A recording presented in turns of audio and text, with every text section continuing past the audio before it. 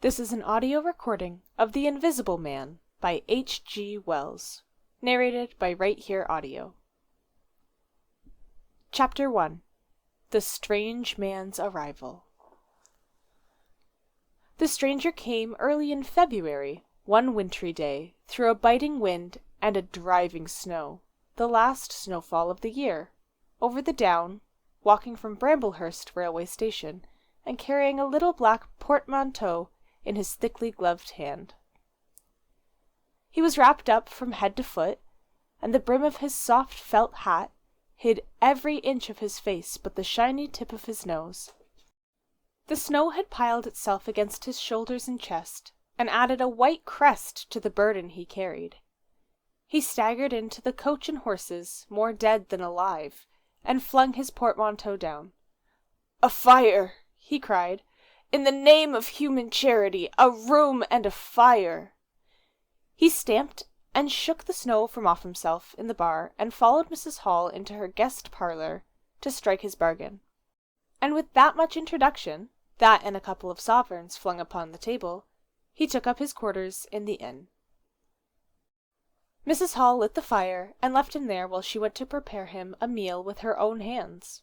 A guest to stop at Iping in the winter-time was an unheard-of piece of luck, let alone a guest who was no haggler, and she was resolved to show herself worthy of her good fortune. As soon as the bacon was well under way, and Milly, her lymphatic maid, had been brisked up a bit by a few deftly chosen expressions of contempt, she carried the cloth, plates, and glasses into the parlour and began to lay them with the utmost éclat. Although the fire was burning up briskly, she was surprised to see that her visitor still wore his hat and coat, standing with his back to her and staring out of the window at the falling snow in the yard. His gloved hands were clasped behind him, and he seemed to be lost in thought. She noticed that the melting snow that still sprinkled his shoulders dripped upon her carpet. "Can I take your hat and coat, sir?" she said, "and give them a good dry in the kitchen?" "No," he said without turning. She was not sure she had heard him, and was about to repeat her question. He turned his head and looked at her over his shoulder. "I prefer to keep them on," he said with emphasis, and she noticed that he wore big blue spectacles with side lights, and had a bush side whisker over his coat collar that completely hid his cheeks and face. "Very well, sir," she said. "As you like. In a bit the room will be warmer." He made no answer, and had turned his face away from her again, and Mrs. Hall, feeling that her conversational advances were ill-timed, laid the rest of the table things in a quick staccato and whisked out of the room. When she returned he was still standing there, like a man of stone, his back hunched, his collar turned up, his dripping hat brim turned down, hiding his face and ears completely. She put down the eggs and bacon with considerable emphasis, and called, rather than said to him, "Your lunch is served, sir." "Thank you," he said at the same time, and did not stir until she was closing the door. Then he swung round and approached the table with a certain eager quickness. As she went behind the bar to the kitchen, she heard a sound repeated at regular intervals. Chirk, chirk, chirk, it went, the sound of a spoon being rapidly whisked round a basin. "That girl!" she said.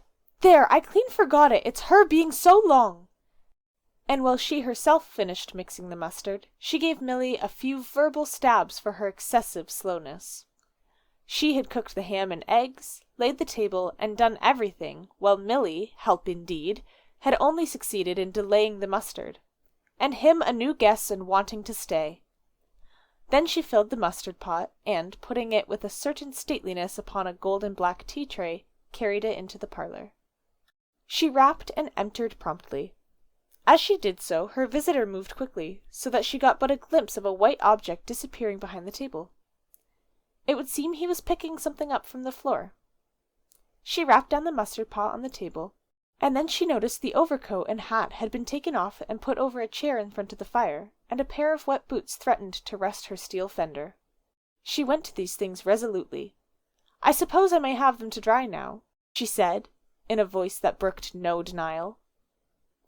Leave the hat, said her visitor in a muffled voice, and turning she saw he had raised his head and was sitting and looking at her. For a moment she stood gaping at him, too surprised to speak. He held a white cloth, it was a serviette he had brought with him, over the lower part of his face, so that his mouth and jaws were completely hidden, and that was the reason of his muffled voice.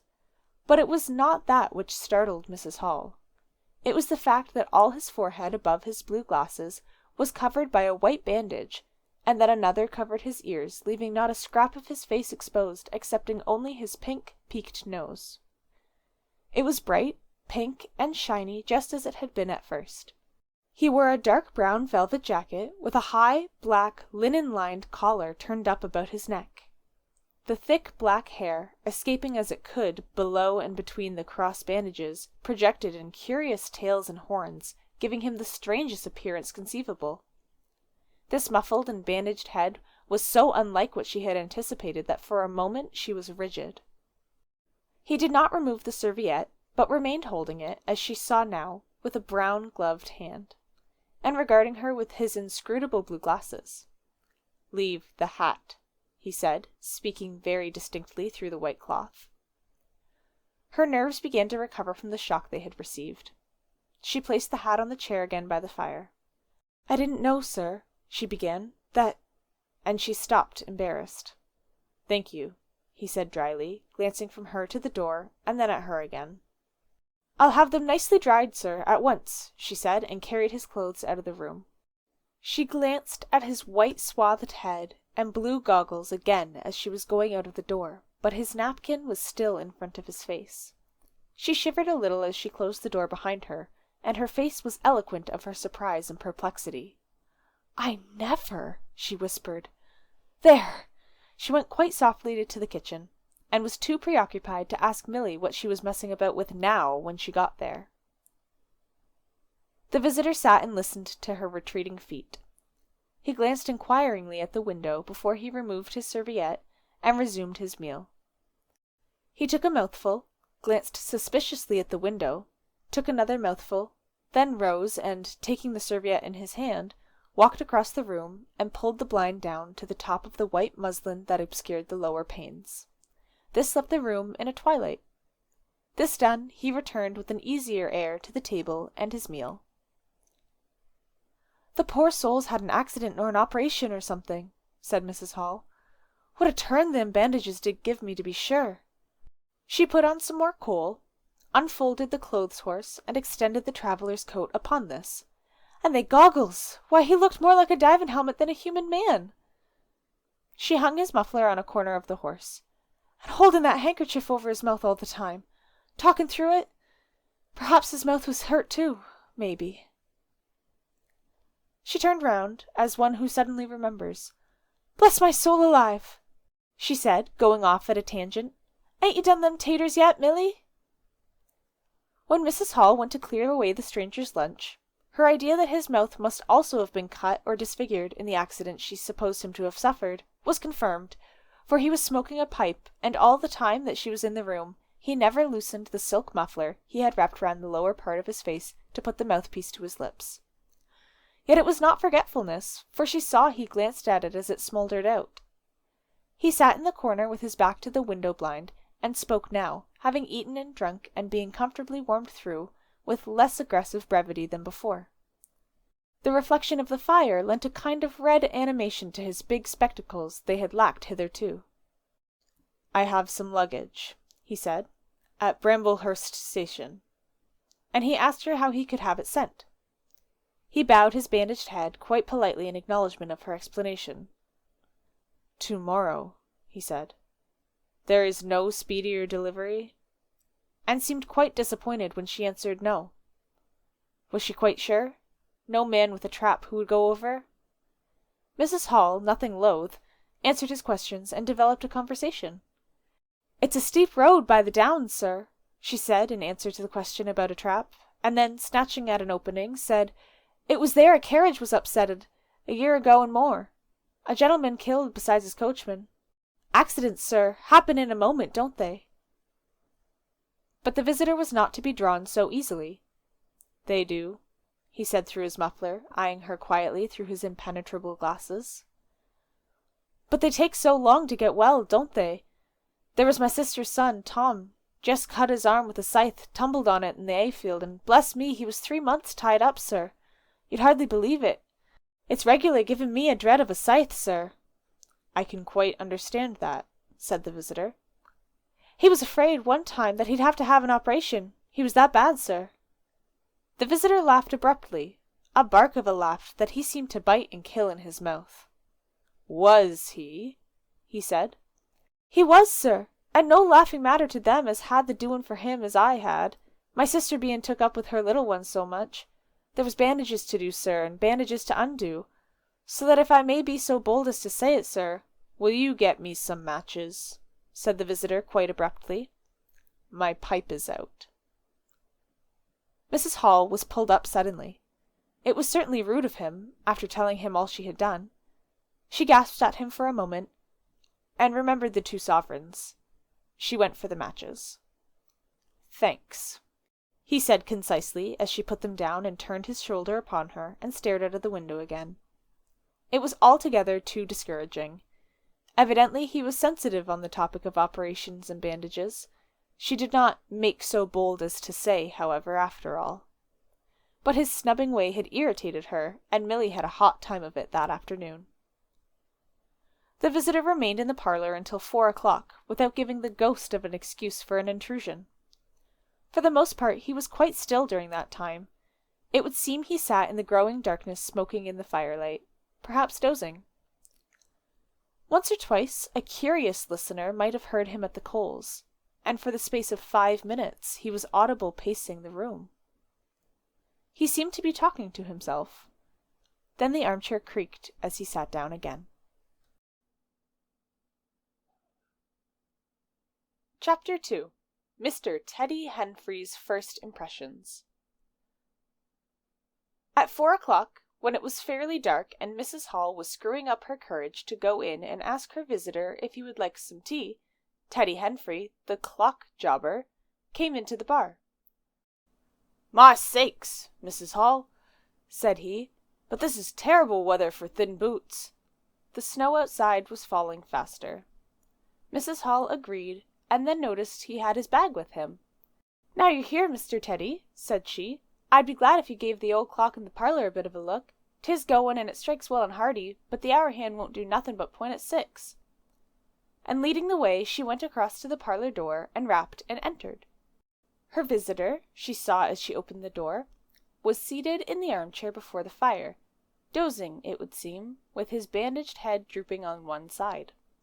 The only light in the room was the red glow from the fire, which lit his eyes like adverse railway signals, but left his downcast face in darkness, and the scanty vestiges of the day that came in through the open door. Everything was ruddy, shadowy, and indistinct to her, the more so since she had just been lighting the bar lamp, and her eyes were dazzled. But for a second it seemed to her that the man she looked at had an enormous mouth wide open, a vast and incredible mouth that swallowed the whole of the lower portion of his face. It was the sensation of a moment, the white-bound head, the monstrous goggle eyes, and this huge yawn below it. Then he started up in his chair, put up his hand. She opened the door wide, so that the room was lighter, and she saw him more clearly, with the muffler held up to his face just as she had seen him with the serviette before. The shadows, she fancied, had tricked her. "Would you mind, sir, this man a-coming to look at the clock, sir?" she said, recovering from the momentary shock. "Look at the clock?" he said, staring round in a drowsy manner, and speaking over his hand, and then, getting more fully awake, "Certainly." Mrs. Hall went away to get a lamp, and he rose and stretched himself. Then came the light, and Mr. Teddy Henfrey, entering, was confronted by this bandaged person. He was, he says, taken aback.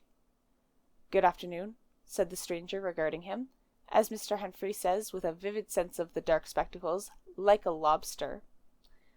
"I hope," said Mr. Henfrey, "that it's no intrusion." None whatsoever, said the stranger. Though I understand, he said, turning to Mrs. Hall, that this room is really to be mine for my own private use. I thought, sir, said Mrs. Hall, you'd prefer the clock. Certainly, said the stranger. Certainly, but as a rule I like to be alone and undisturbed. But I'm really glad to have the clock seen to, he said, seeing a certain hesitation in Mr. Henfrey's manner. Very glad. Mr. Henfrey had intended to apologize and withdraw, but this anticipation reassured him. The stranger turned round with his back to the fireplace and put his hands behind his back. And presently, he said, when the clock mending is over, I think I should like to have some tea. But not till the clock mending is over. Mrs. Hall was about to leave the room. She made no conversational advances this time, because she did not want to be snubbed in front of Mr. Henfrey, when her visitor asked her if she had made any arrangements about his boxes at Bramblehurst. She told him she had mentioned the matter to the postman, and that the carrier could bring them over on the morrow. You are certain that is the earliest? He said. She was certain, with a marked coldness. I should explain, he added, what I was really too cold and fatigued to do before, that I am an experimental investigator. Indeed, sir, said Mrs. Hall, much impressed, and my baggage contains apparatus and appliances. Very useful things indeed they are, sir, said Mrs. Hall. And I'm very naturally anxious to get on with my inquiries. Of course, sir. My reason for coming to Ipon, he proceeded, with a certain deliberation of manner, was a desire for solitude. I do not wish to be disturbed in my work. In addition to my work, an accident— I thought as much, said Mrs. Hall to herself— necessitates a certain retirement. My eyes are sometimes so weak and painful that I have to shut myself up in the dark for hours together. Lock myself up. Sometimes, now and then. Not at present, certainly. At such times the slightest disturbance, the entry of a stranger into the room, is a source of excruciating annoyance to me. It is well these things should be understood. Certainly, sir, said Mrs. Hall. And if I might make so bold as to ask, that, I think, is all, said the stranger, with that quietly irresistible air of finality he could assume at will. Mrs. Hall reserved her question and sympathy for a better occasion. After Mrs. Hall had left the room, he remained standing in front of the fire, glaring, so Mr. Henfrey puts it, at the clock mending. Mr. Henfrey not only took off the hands of the clock and the face, but extracted the works, and he tried to work in as slow and quiet and unassuming a manner as possible. He worked with the lamp close to him, and the green shade threw a brilliant light upon his hands and upon the frame and wheels, and left the rest of the room shadowy. When he looked up, coloured patches swam in his eyes. Being constitutionally of a curious nature, he had removed the works, a quite unnecessary proceeding, with the idea of delaying his departure, and perhaps falling into conversation with the stranger. But the stranger stood there, perfectly silent and still. So still it got on Henfrey's nerves.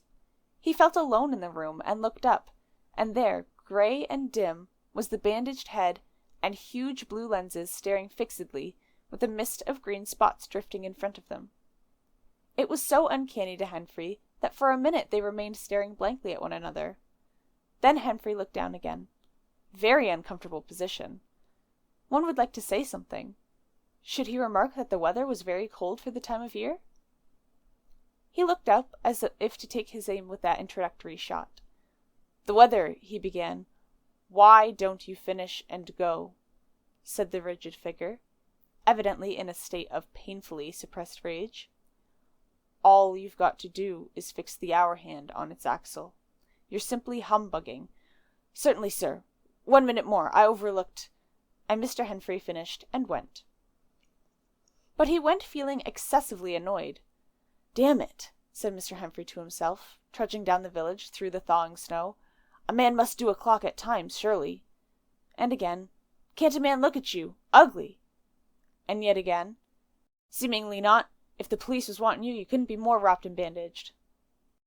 At Gleason's corner he saw Hull, who had recently married the stranger's hostess at the Coach and Horses, and who now drove the Iping conveyance, when occasional people required it, to Sidderbridge Junction, coming towards him on his return from that place. Hall had evidently been stopping a bit at Sidderbridge, to judge by his driving. "How do, Teddy?" he said, passing. "You got a rum on up home," said Teddy. Hall very sociably pulled up. "What's that?" he asked. "Rum-looking customer stopping at the Coach and Horses," said Teddy. "My sakes!" And he proceeded to give Hall a vivid description of his grotesque guest. "Looks a bit like a disguise, don't it? I'd like to see a man's face if I had him stopping in my place," said Humphrey. "But women are that trustful, where strangers are concerned. He's took your rooms, and he ain't even given a name, Hall." "You don't say so," said Hall, who was a man of sluggish apprehension. "Yes," said Teddy. "By the week. Whatever he is, you can't get rid of him under the week. And he's got a lot of luggage coming to-morrow, so he says. Let's hope it won't be stones in boxes, Hall." He told Hall how his aunt at Hastings had been swindled by a stranger with an empty portmanteau. Altogether, he left Hall vaguely suspicious. "Get up, old girl," said Hall. "I suppose I must see about this." Teddy trudged on his way, with his mind considerably relieved. Instead of "seeing about it," however, Hall on his return was severely rated by his wife on the length of time he had spent in Sidderbridge, and his mild inquiries were answered snappishly and in a manner not to the point. But the seed of suspicion Teddy had sown germinated in the mind of Mr. Hall in spite of these discouragements. "You women don't know everything," said Mr. Hall, resolved to ascertain more about the personality of his guest at the earliest possible opportunity. And after the stranger had gone to bed, which he did about 9:30, Mr. Hall went very aggressively into the parlour, and looked very hard at his wife's furniture, just to show that the stranger wasn't master there, and scrutinized closely and a little contemptuously a sheet of mathematical computations the stranger had left. When retiring for the night, he instructed Mrs. Hall to look very closely at the stranger's luggage when it came the next day. "You mind your own business, Hall," said Mrs. Hall, "and I'll mind mine." She was all the more inclined to snap at Hall, because the stranger was undoubtedly an unusually strange sort of stranger, and she was by no means assured about him in her own mind. In the middle of the night she woke up dreaming of huge white heads like turnips that came trailing after her, at the end of interminable necks, and with vast black eyes. But, being a sensible woman, she subdued her terrors and turned over and went to sleep again.